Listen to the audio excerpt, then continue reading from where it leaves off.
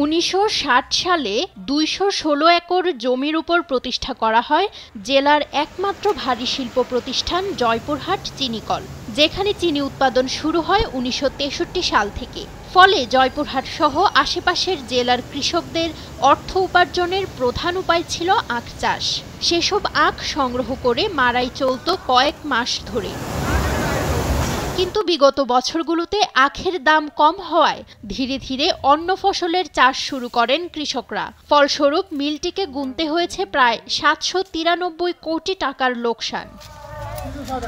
তবে দাম বাড়ায় চাষিরা আবারও ঝুঁকছেন আখ চাষে। তাই এই মৌসুমে মোট ৩,০০০ একর জমিতে আখ চাষ হয়েছে।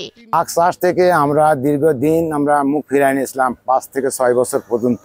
আখ চাষের প্রতি আবার আমরা একটু সুদৃষ্টি নজর দিয়েছি। সামনেতে যদি সরকার আমাদের প্রতি আবার যদি একটু বাড়ে দেয়, তাহলে আমরা আখ চাষের জন্য উদ্যোগ নেব। মেল কর্তৃপক্ষ যদি আমাদেরকে সঠিক সুবিধা দেয়, সেক্ষেত্রে আমরা আবার কুশল লাগাবো। কুশের দাম বৃদ্ধি করে দেওয়ার জন্য আমরা আরো সামনে বারে লাগার উদ্যোগ নিয়েছি। আখ চাষ বাড়াতে কৃষকদের আর্থিক সহযোগিতা সহ সব ধরনের পরামর্শ দেওয়া হচ্ছে বলে জানালেন সংশ্লিষ্ট কর্মকর্তারা। এই আখের আবাদ বৃদ্ধির ফলে এই মিলটি একটু দীর্ঘদিন চালু থাকবে, যেটা আমাদের দেশের অর্থনীতিতে একটা ভালো ভূমিকা রাখবে বলে আমরা মনে করতেছি। সাথী ফসল করার কারণে তারা একর প্রতি সাথী ফসল একটা ফলন পাচ্ছে, অপরদিকে ১২ মাস থেকে ১৪ মাস যে আখ দীর্ঘমেয়াদী ফসল সেই ফসলটা করতেছে। এতে করে তারা একটা সবজি পাচ্ছে বা ডাল ফসল পাচ্ছে, অপরদিকে আমাদের চিনি শিল্পের চিনি উৎপাদনে কাঁচামাল আখ সরবরাহ করতে পারতেছে। গত মৌসুমে মিলটিতে আখ মাড়াই হয়েছিল প্রায় ৩৭,০০০ মেট্রিক টন।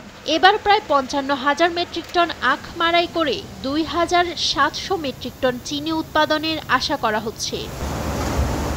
নিউজ ডেস্ক, দেশ টিভি।